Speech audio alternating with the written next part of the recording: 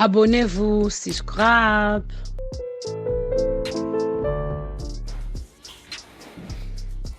Hello everyone, welcome back to my channel. If you are new, welcome.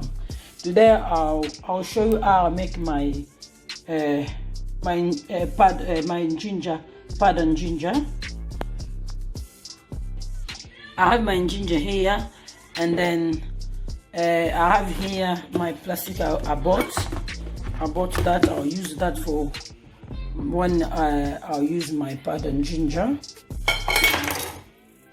This is my knife I'll use, but I'll take skin off, and then I'll be back. And I'll use the food dehydrator here. I'll use that. If you don't have it, if you have sunny, you can put that outside. It's sunny, but me I have food dehydrator. I'll use that for dry my ginger, and then after that I'll put that in. I bought that come just 2 days ago, and then after that I'll put that inside machine, and I'll show you next step. Bonjour la bande de Hollande, bonjour. Soyez les bienvenus à chaîne Maman Didi. Lelo na sa Tangawisi à poudre. Na sa Tangawisi à poudre, so sa Tangawisi na poudre ko iko bombo na ndaku ko lambela tu mon go lambela o lambela na ngo. Ta so so le o ke do so na shop. O sa no yo mo na ndaku. Po mo na kapina Tangawisi à poudre. Awa me na salia no so mangote. Ta na emergency na Tangawisi fresh te mo na salia à poudre, mais na salinga moko na somba na ngate na bi ata fresh zati na saleli. Pour la somba ya poudre za rare na somba. Après on a na somba ki ba conteneur na nga oyoyo pona ba plastique na nga kwa pona otia yango. Na otia yango na za na appareil na nga oyo kausaka ba fruits o ba nini ba légumes kausaka ngo awa na za na ngo awa yango na osala na longola na ba poso na longo ba poso na sokoli na kati yango apo na ozonga na bino na sabino ndena kucha na kati ya machine ngai apo ozonga baka tie ko kako bomona ndenge hizo.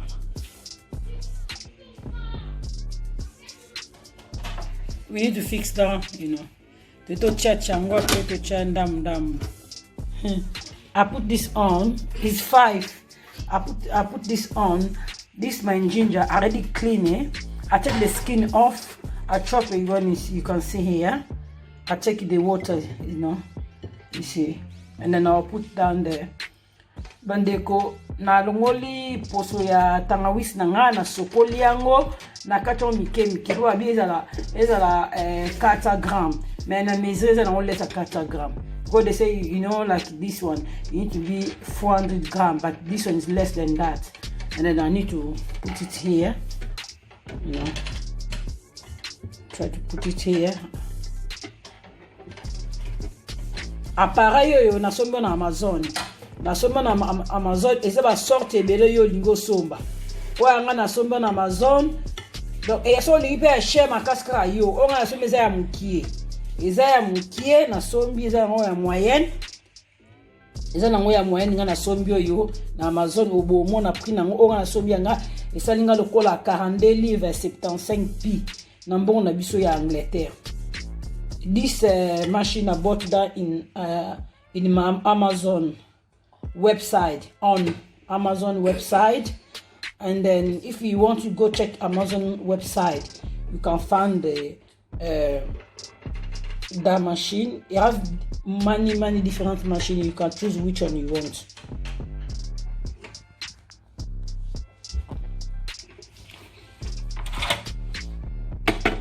Ce qui est au Tchewana, après au bakisi sous. Au Tchewana, après au bakisi. Au moment, na Tchewana, il y a 5 parties. La bakisi sous. Il y a 5. C'est ma honte. Après, vous tirez sous soir. Vous tirez.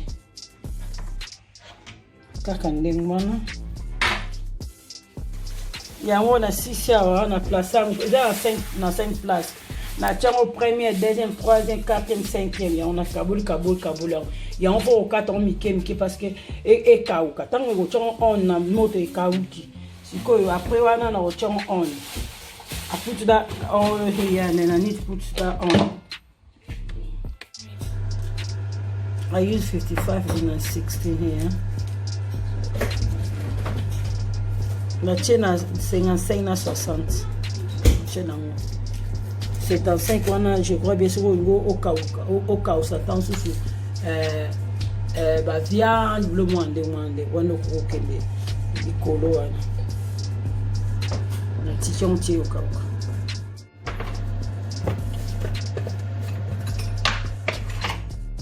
où oyo tangawisi na weka ukaki on a passé la machine on a nani kango.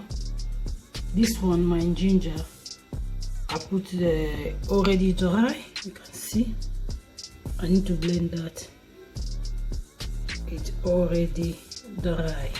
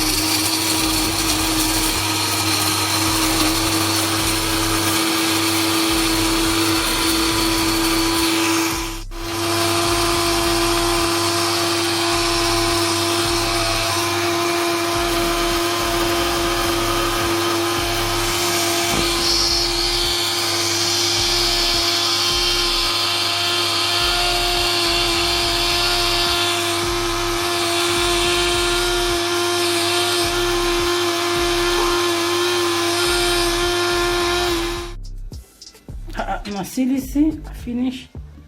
Ici, en haut. C'est sur ma casse. Il n'y en a pas son.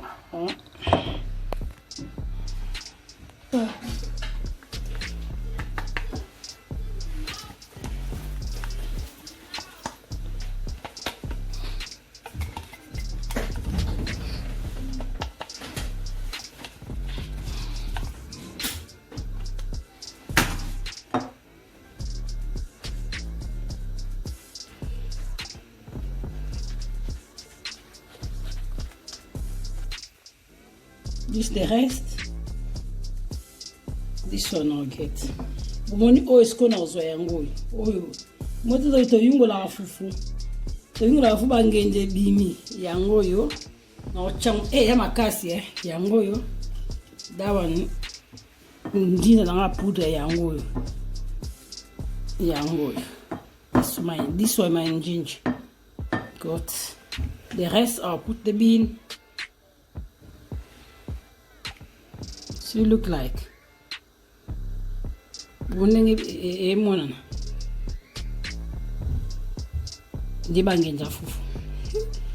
Thank you. Yango yo Tangawisi na pousser yango ya on a zui. This my ginger.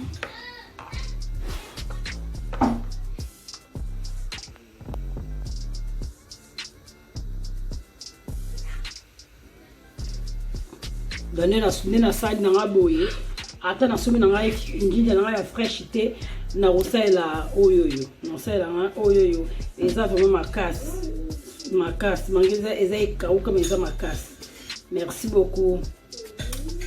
Maybe I did buy my fresh ginger. I can use this one.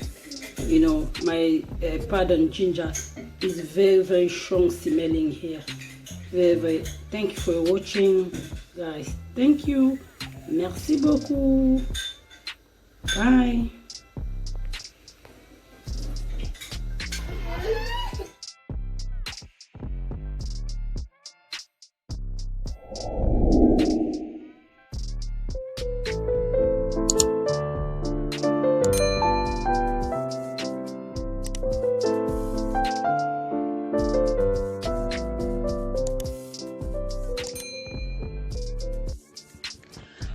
Abonnez-vous, subscribe.